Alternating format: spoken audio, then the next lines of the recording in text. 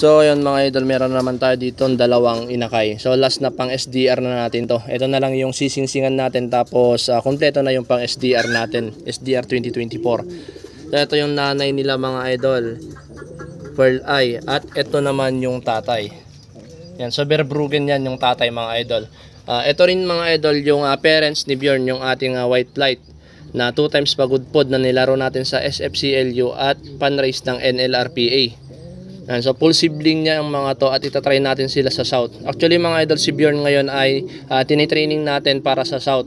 Diba sa North siya galing na laro mga idol, 2 beses siya sa pagod pod.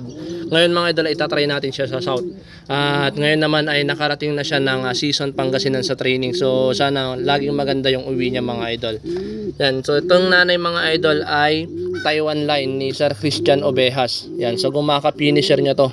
Napakatibay ng mga ibon. So sa mga Tagaloon